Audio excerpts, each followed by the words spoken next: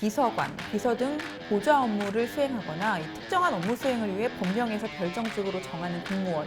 별정직을 뽑을 때 보통 국회나 선거 캠프에서 일했던 사람들을 추천을 한다고 하는데요. 이전 청와대에 근무했던 분들에게 취재를 해봤습니다.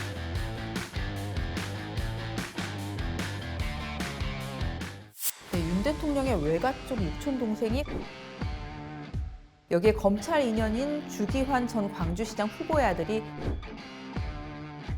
이 권성동 국민의힘 대표의 직무대행에 추천을 받은 30대 우모 씨도 윤 대통령은 이렇게 얘기했습니다. 열심히 함께 선거운동을 해온 동지입니다. 네. 다른 말씀 또 없으세요? 네, 사적 채용 논란에 문제가 없다고 선을 그은 겁니다.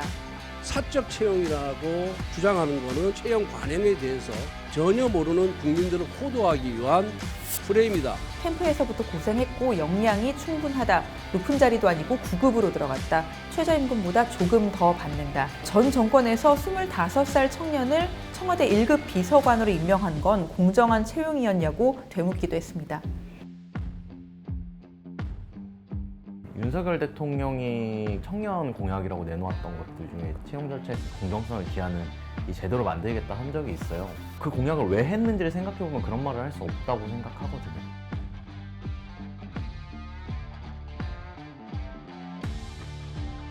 지금 노동시장 내 경쟁이 굉장히 치열하고 혹은 그 경쟁에 참여할 수 있는 비용조차 치를 수 없는 사람들은 불안정한 일자리들을 전전하면서 일하는 경우가 되게 많아지고 있고, 이런 상황 속에서 이게 뭐가 문제냐 이렇게 발언하는 것 자체가 모르는 건가 아니면 외면하는 건가, 뭐 자기 나라의 청년 세대가 갖고 있는 문제들을 안다면 그렇게 함부로 발언할 수 없지 않았을까.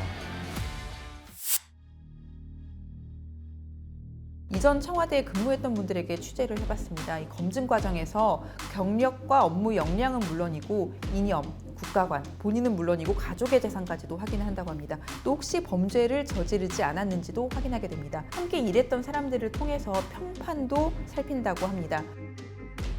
누가 추천했는가도 고려될 수밖에 없다고 말한 사람들도 있었습니다. 이렇게 되기도 어렵고 경력에도 큰 도움이 되는 대통령실 9급 행정요원을 두고 7급도 아니고 9급 가지고 뭘 그러느냐라는 식의 태도가 제일 문제였습니다.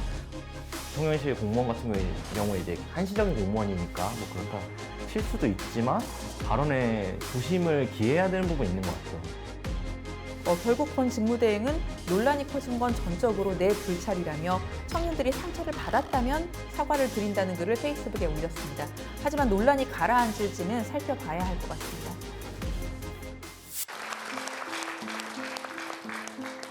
국민 여러분께 약속드립니다. 공정과 정의를 다시 세우겠습니다. 곳곳에 둥지를 튼 권력의 새로운 적폐, 부패 카르텔을 단호하게 혁파하겠습니다. 기득권의 세습을 차단하여 끊어진 계층 이동의 사다리를 다시 잇겠습니다.